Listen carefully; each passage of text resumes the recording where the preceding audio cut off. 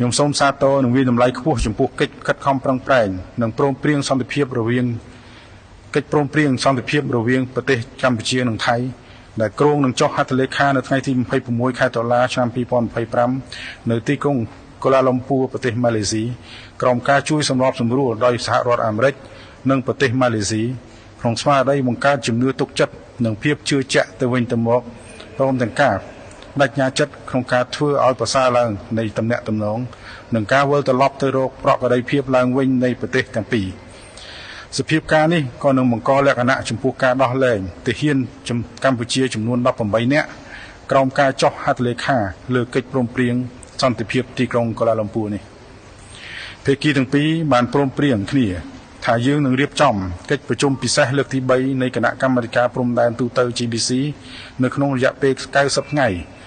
ឬតាមសេចក្តីត្រូវការចាំបាច់ណាមួយបន្ទាប់ពីកិច្ចប្រជុំនេះ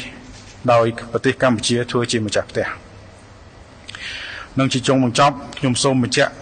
ពីការបន្តបដិញ្ញាចិត្តយ៉ាងមុតមាំរបស់កម្ពុជាក្នុងការរក្សា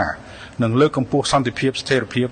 និងកិច្ចសហប្រតិបត្តិការជាមួយប្រទេសជិតខាងនិងប្រទេសជាមិត្តទាំងអស់គ្នាទាំងអស់ទៀតសូមអរគុណ